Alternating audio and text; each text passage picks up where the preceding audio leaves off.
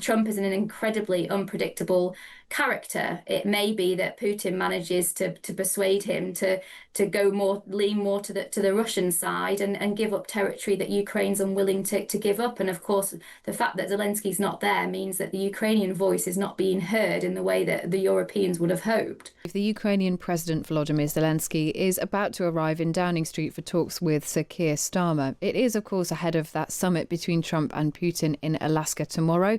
Redrawing Ukraine's borders may mean new issues for the UK's Ministry of Defence. They're now facing legal challenges as well. That's over the Afghan data leak. The Ministry of Defence is being sued by a former British military officer who says he was forced out of his job when he threatened to blow the whistle on how the breach was handled. The case, which will be heard next year, is the latest headache for the government over that data breach, which until last month had been protected from public scrutiny by a super injunction. Larisa Brown, the Times Defence editor, has this exclusive story. Good morning, Larisa. Morning. So just tell us about the latest on the Afghan data leak and how it's still causing ripples for the government. And we might come back to Zelensky's visit if we see him walk up Downing Street. Yeah, well, yeah. So I heard about this individual in the last few days, and this is someone that was employed as a contractor, a former military officer, that was asked to work on the super injunction and its fallout and bringing Afghans to the UK. And this is before anybody even knew about it, and other government departments weren't aware of the extent of what was happening. And he then raised concerns within the department that he didn't believe that the policy going forward was right and that it wasn't allowing in the Afghans that were most at risk. And he was concerned that they were prioritising people that weren't necessarily as much in danger as others. And he also wanted to blow the whistle and tell other government departments about the super injunction, but he wasn't able to do that because of the nature of the super injunction. Meant that you could face jail if you told anyone that wasn't already served with that order. And then he was apparently moved out of the Afghan department and put onto something else that he was overqualified for. He eventually left. The circumstances are a bit unclear. One source told me that his contract was terminated, but in MOD sources seem to suggest that his contract came to an end. Anyway, he's now suing the government for constructive dismissal, and as you say, there'll be an employment tribunal next year. And how much more do we think might come out during that employment tribunal? Are you expecting to hear anything that maybe we didn't know about beforehand?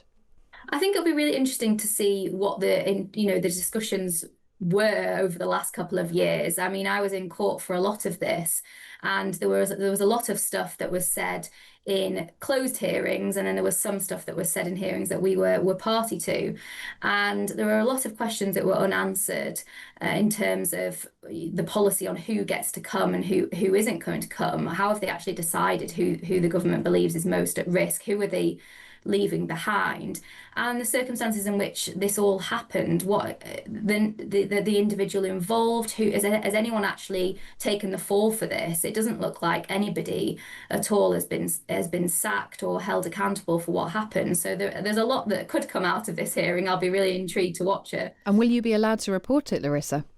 I would hope so. I don't know. I think it's quite late on next year, but one would hope I'd be able to report at least a chunk of it. Of course, some of it probably will remain secret. Well, we'll keep a close eye on what's happening there. I mentioned at the start of this conversation that we are waiting and we're watching the door of 10 Downing Street, because President Zelenskyy is due to arrive for talks with Keir Starmer today.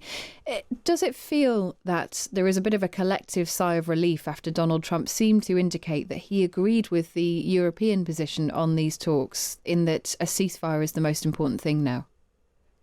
I think probably there's been some positive feeling in the last few hours after yesterday's call, but I think ultimately everybody is still extremely nervous about tomorrow. Obviously, Zelenskyy is not going to be in this meeting in Alaska, and the Europeans are not in this meeting either.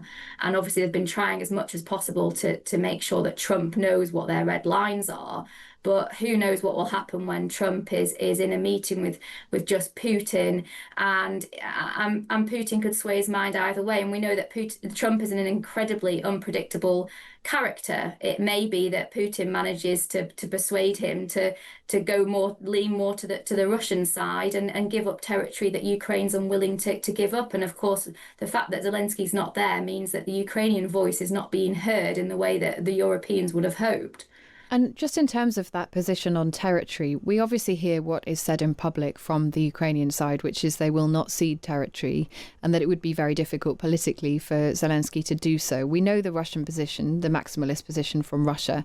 When you speak to people behind the scenes in Ukraine and those who are sort of in the room, what's your perception of how far they might be willing to go on territory? I think privately, I think the British Foreign Office, or people I've spoken to in their Foreign Office, accept that Ukraine is going to have to give up something. But and by that I mean territory that Russia is currently occupying rather than territory that Russia isn't occupying. There's obviously been a lot of discussion about whether Russia has the Donbass, but then gives up places like Kherson on the coast. And Zelensky has made clear that he wouldn't be willing to do that. So it's really hard to see how you get to a position where there is a ceasefire that both sides, agree to.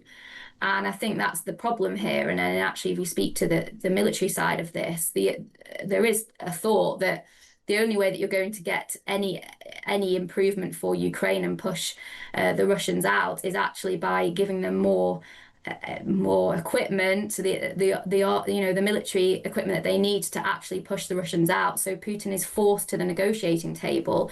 Actually, there's no sign that Putin is willing to budge on anything at the moment. Yeah. And there's also no sign that he's changed his ambition, which he had several years ago, which was to take Ukraine. Yeah, and also no sign that America necessarily would be willing to pay for the level of support that would require. Larisa, thank you very much for that. Thank you. That is Larisa Brown there, the Times Defence editor. And in the last few moments, President Zelensky has walked up Downing Street to be met on the doorstep by Sir Keir Starmer. A huge hug between those two men. And a handshake, of course, as you would expect. President Zelensky was asked by reporters at the scene whether he would accept, quote, land loss. As Larisa was explaining there, the Ukrainian position is that they would not. He didn't answer those questions. The two men have now gone inside Downing Street, and we should get an update on their conversation in the next couple of hours. So do stick here on Times Radio for that. Yeah.